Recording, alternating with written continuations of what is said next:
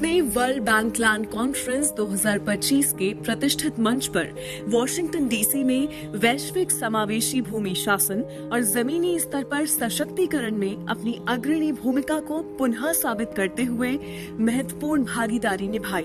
इस अवसर पर भारत की प्रमुख पहल स्वामित्व योजना केंद्र बिंदु रही, जिसने ग्रामीण भूमि स्वामित्व के क्षेत्र में अभूतपूर्व परिवर्तन लाने का कार्य किया है। स्वामित्व योजना यानी ग्रामीण क्षेत्रों में बेहतर प्रौद्योगिकी से सर्वेक्षण और मानचित्रों ग्रामीण भूमि शासन में एक परिवर्तनकारी पहल के रूप में उभरी है।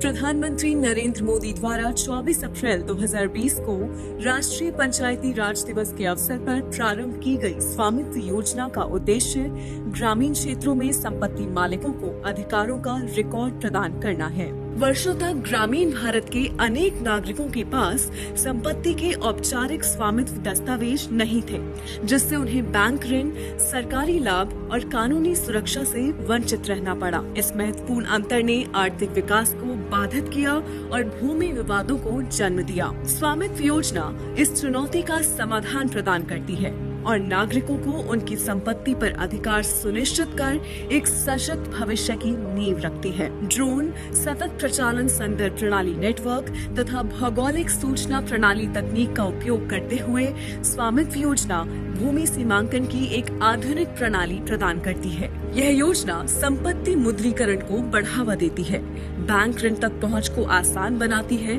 संपत्ति विवादों को कम करती है और ग्राम स्तर पर समग्र विकास योजना को बढ़ावा देती है। स्वामित्व योजना के अंतर्गत 68,000 वर्ग किलोमीटर ग्रामीण भूमि का सर्वेक्षण कर 1.16 ट्रिलियन डॉलर की संपत्तियां सृजित की गई हैं।